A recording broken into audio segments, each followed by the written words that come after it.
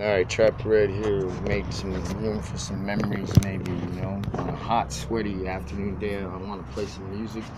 And I wanted to chart out these Tom Petty songs, so that my kid could play it if he wants. Because I told him I would a long time ago, and I never got around to it because he got hurt. He got attacked. Right, and we're in the process, me and him and his friend Greg, we're in the process of learning some Petty songs right before he got hurt, attacked, and blinded. They tried to kill him with a tyrant. So, I don't like to talk about it. It really bums me out, and I tell people that's kind of one of the reasons I smoke weed is because of that PTSD from that shit. It does help, around the edges, but here again, it's just another diversion. Slightly addictive. It has some health benefit, but medicinally. And I found that to be true, so I self-medicate. I have my whole life. But there's been moments, time periods where I didn't use any marijuana for years and years, 20 years, close to something on that order. Very sparingly. Once in blue moon. Big, long 10-year gaps between.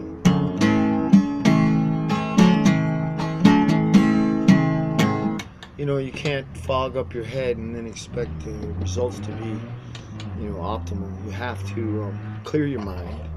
You got to learn to meditate. Let the music be your vehicle and take you to where you want to go. Versus drugs or alcohol.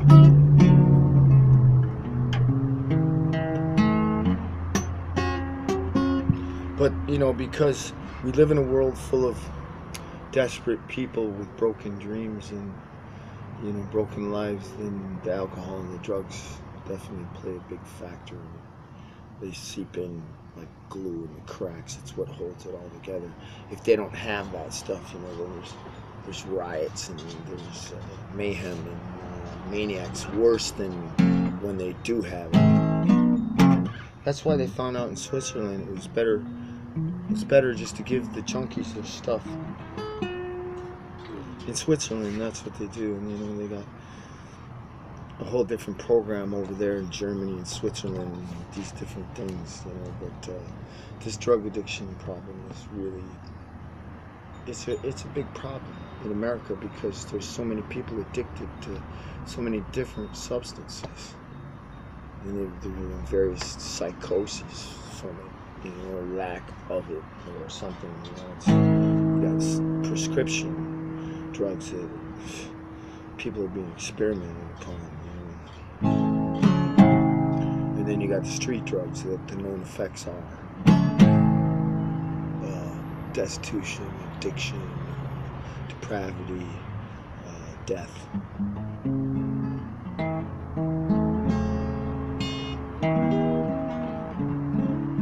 Degradation and decay,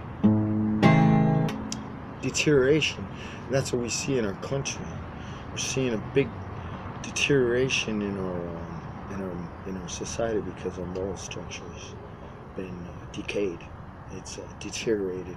They don't believe in God anymore. So the blessings of all-knowing and powerful God are then therefore removed, because they don't believe in it. So the power of it's no longer there. And then they do all this mayhem because they are no longer restrained mentally. The beast in them is set free. It's biblical. But it's not to say there's not a God or a force beyond what these men and women understand, because that exists. But they don't understand it, and so therefore they play and gamble with their lives like they always do. And I looked at I'm still watching. I'm gonna watch it again. The movie that was so progressive was Al Gore's An Inconvenient Truth, which he's been working on for most of his adult life. And one of the things that we share, strangely, in common is that both our sons were run over by cars. His was run over at the age of 6. Mine was run over at the age of 11. And yeah, we almost lost him. And our stories are a lot similar in that way. So I share an admiration for him. Plus, he reminds me of my Uncle Dick. Very clean, very wholesome, very well spoken, very articulate, well mannered. And his dad, was a senator, I guess. I believe they were from Michigan. I believe. Anyway, our whole culture's changed because it's been cheapened by our language, by our film, the performance industry, the entertainment industry, all these things that Tipper Gore had railed against back in the 80s. She was actually right. And Al came out with a lot of stuff that was really progressive thinking from my viewpoint. He should have been president, and he came out with I'm the guy that should have been the next president kind of thing, but it's not really funny. And he says it's not funny, and I agree. It's not funny at all. Because that was like the day that the music really died in America, When they came out with that election and Justice Roberts came out and declared George Bush the President of the United States because the vote in Florida had been rigged and signed prior to even full count, certified. It's just insanity. Voter fraud, So George Bush gets elected president, and the first thing they do is start a war with 9/11 and steal, a bunch of people's pensions through real estate swindles.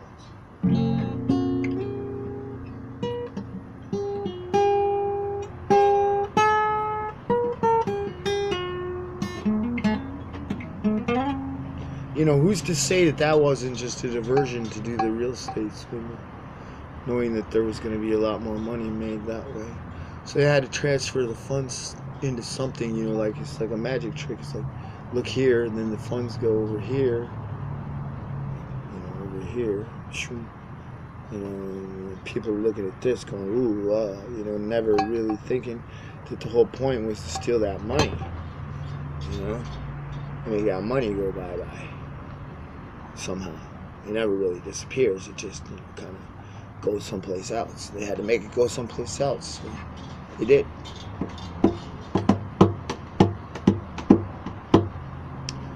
Yeah. Anyway, you live and you learn. I look at these Warner Brothers Publications Inc. 75 Rockefeller Plaza, New York, New York. What do you think that's about? All these, publishing companies and lawyers and doctors and Indian chiefs. What do you think they're invested in?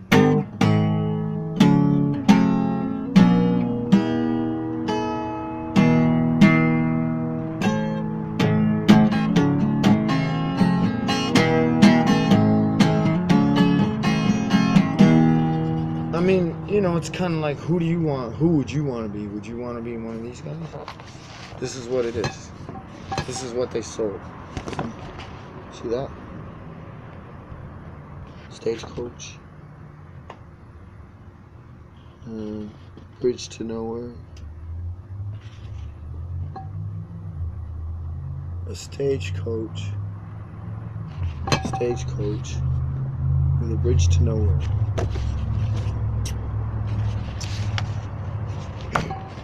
It's kind of like the Butterfield stage,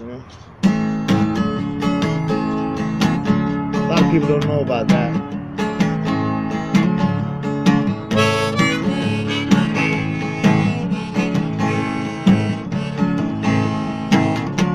I could tell you stories about the dickhead I know.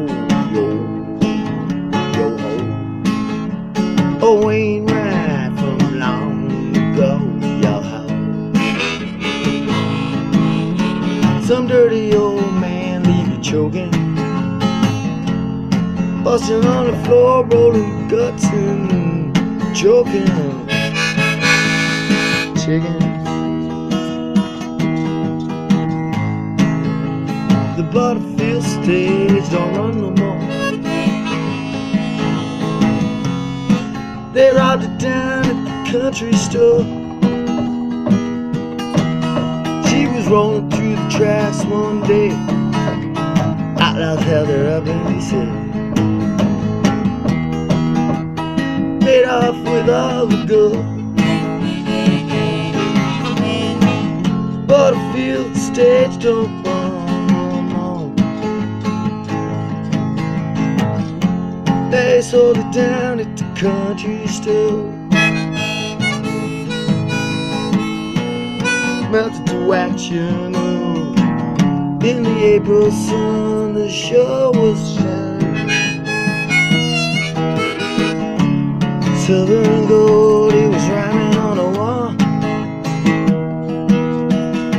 I seen the platinum on your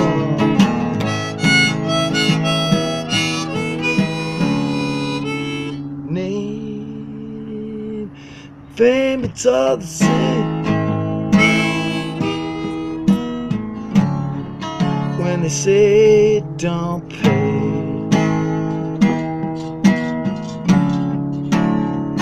you could have all the money. Funny, ain't it, honey?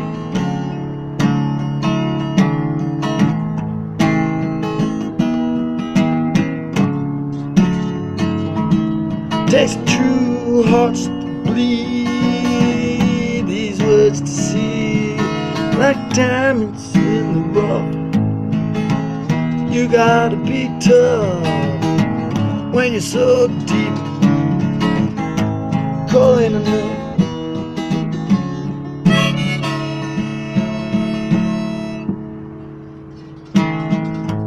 Canaries in a coal mine, breathing in this poison gas, and I find, yeah.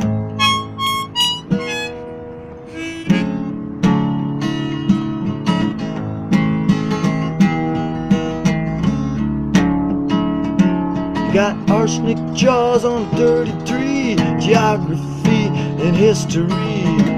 I'm revolving around a record, you see.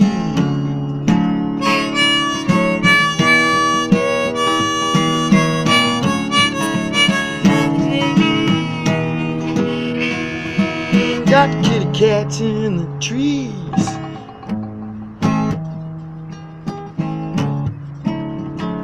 $26,000 on tail, I see.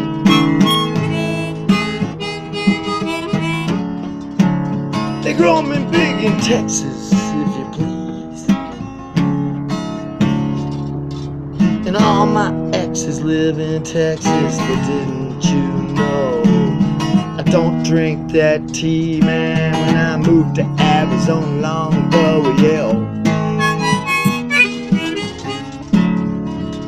I'm on the mountain, please. 13. Fuck you, me.